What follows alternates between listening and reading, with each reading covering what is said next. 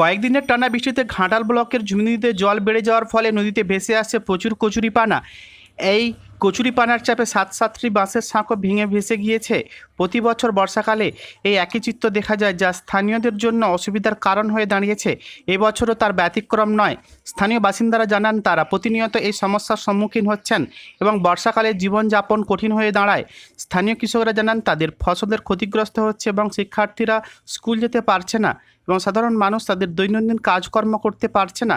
শুক্রবার সকালে এই পরিস্থিতি পরিদর্শন করতে ঘাটালের এসডিও সুমন বিশ্বাস মহাশয় এলাকায় যান। তিনি জানান, আমরা প্রতিদিন জলের ওয়াটার লেভেল পাই এবং এখনও পর্যন্ত জল বিপদসীমার নিচে বইছে। তবে নদীর উপর বাঁশের সাঁকো ভেঙে যাওয়ায় নৌকা পারাপার চলছে।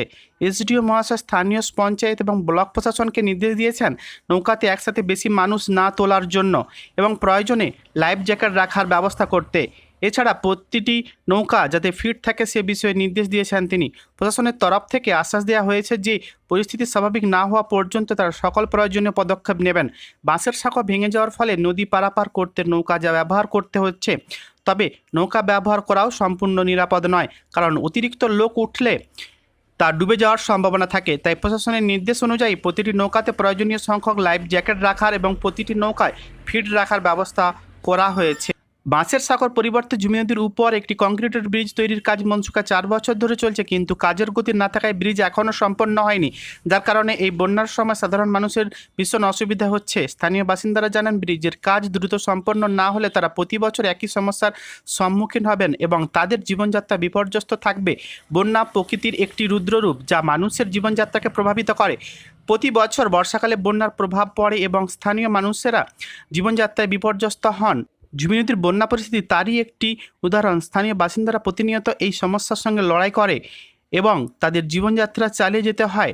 বাঁশের সাঁকো স্থানীয় বাসিন্দাদের জীবনযাত্রার একটি গুরুত্বপূর্ণ অংশ। এটি নদী পারাপারের জন্য একটি গুরুত্বপূর্ণ মাধ্যম যা স্থানীয়দের দৈনন্দিন কাজের সঙ্গে যুক্ত। বাঁশের সাঁকো ভেঙে যাওয়ার ফলে স্থানীয়দের জীবনযাত্রায় বিপর্যয় নেমে এসেছে এবং তাদের পারাপারের জন্য নৌকা ব্যবহার করতে হচ্ছে।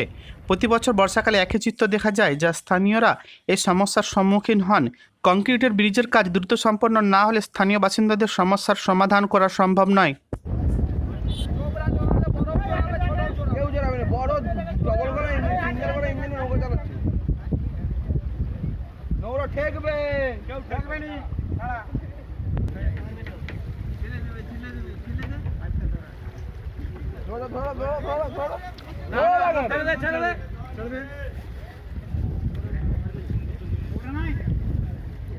ঠাকুর সিমপুর চলে যাও।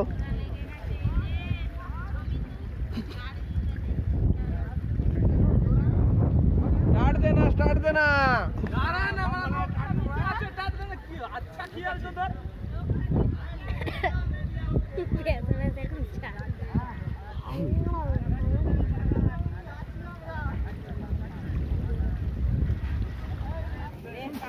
দূর থেকে অফিসে ছিলাম।